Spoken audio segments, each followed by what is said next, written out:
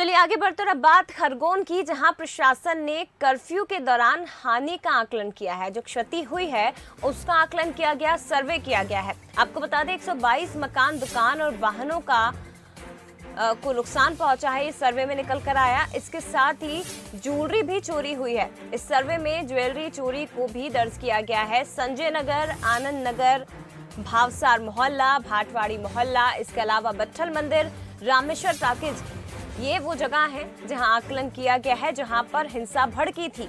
आकलन के मुताबिक शासन से राहत राशि का प्रस्ताव प्रशासन को भेजेंगे।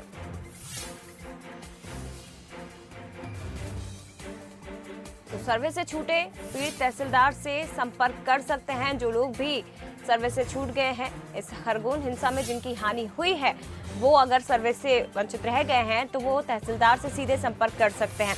लेकिन क्या कुछ नुकसान हुआ है वो इस सर्वे में दर्ज किया गया है।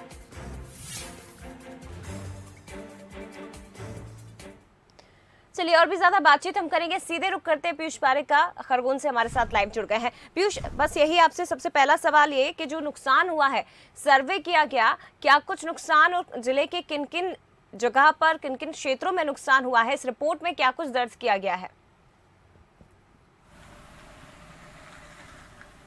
देखिए, बिल्कुल जिस तरीके से रामनवमी पर खरगोन में जो हिंसा हुई थी उसमें कई मकान और दुकानों में तोड़फोड़ भी हुई और उसके साथ में कई लोगों का घर तबाह हो गया था, जिसके बाद में सरकार ने ये निर्देश जारी किए थे कि जिन भी लोगों की संपत्ति को नुकसान पहुंचा है या जान माल की जो हानि हुई है उसका पूरा का पूरा जो है वो मुआवजा सरकार उन्हें पीड़ितों को देगी। और इसके बाद में हम लोग कहें तो जिला प्रशासन और ख़ास तौर पर जो रेवेन्यू विभाग की टीम होती है उसने अलग अलग क्षेत्रों में सर्वे का काम शुरू कर दिया है।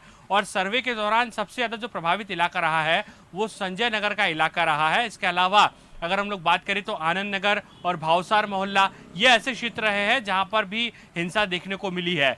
कुल सूची की हम लोग बात करें तो 120 से ज़्यादा लोगों की सूची इसमें बना ली गई है। इसमें कुछ घर भी शामिल है, दुकान भी शामिल है, कुछ वाहनों में तोड़फोड़ हुई थी, कुछ वाहनों को यहाँ पर आके हवाले कर दिया गया था। इसके अलावा जिन लोगों की संपत्ति का नुकसान पहुंचा है उसकी लिस्ट भी यहाँ पर रेवेन्यू डिपार्टमेंट ने फिलहाल बना ली है। अब इस लिस्ट को सीधे तौर पर जो है शासन प्रशासन को भेजा जाएगा और उसके बाद में किस तरीके से यहाँ पर इन लोगों को राहत पहुँचाई जाए, इनके नुकसान की भरपाई की जाए, इसको लेकर जो है कदम अब आगे बढ़ाए जाएंगे। तो कुल मिलाकर सरकार की कोशिश यही है कि जहां एक और खरगोन के हालात सामान्य हो रहे हैं, वहीं दूसरी ओर जो पीड़ित हैं जिनका नुकसान हुआ है उन्हें कैसे राहत पहुंचाई जा सके, जिससे कहीं न कहीं उनके नुकसान की भरपाई हो, इसकी कोशिश भी अब सरकार करते हुए नजर आ रही है। जी जया।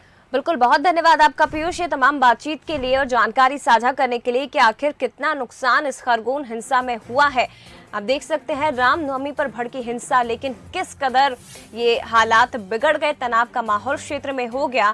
122 मकान, दुकान और वाहन ऐसे हैं जिन्हें नुकसान पहुंचा है। ये हालांकि सर्वे में निकलकर सामने आया है, लेकिन ये भी बताया जा रहा है कि अभी भी कुछ पीड़ित ऐसे हैं जो सर्वे से वंचित रह गए हैं, जो छूट गए हैं, लेकिन वो सीधे तहसीलदार से संपर्क कर सकते हैं यदि उनके घर का, उनके नुकसान का सर्वे नहीं हुआ है। इसके साथ ही ये भी बताया जा रहा है कि ज्वेलरी चोरी भी इस दौरान हुई है और उसे भी सर्वे में दर्ज कर लिया गया है।